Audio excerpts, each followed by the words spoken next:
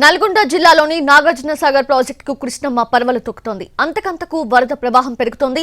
నాగార్జునసాగర్ పూర్తి స్థాయి నీటి నిల్వ సామర్థ్యం 312 టీఎంసీలు. అయితే సాగర్లో ప్రస్తుతం 198 టీఎంసీల నీరుంది.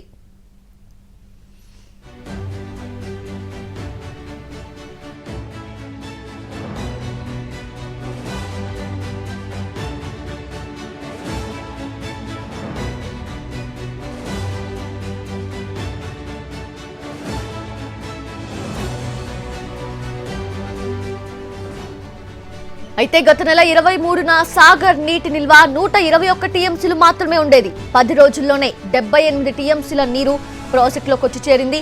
గడిచిన 48 గంటల్లో ప్రాజెక్టులోకి 50 టీఎంసీల నీరు వచ్చింది. గంటకు 1 టీఎంసీకి పైగా వరద నీరు సాగర్కి చేరుతోంది. సాగర్ నిండాలంటే మరో 114 టీఎంసీల నీరు అవసరం. ఎగువ నుంచి భారీగా వరద నీరు వస్తూ ఉండటంతో మరో వారం రోజుల్లో సాగర్ నిండుతుందని అంచనా వేస్తున్నారు.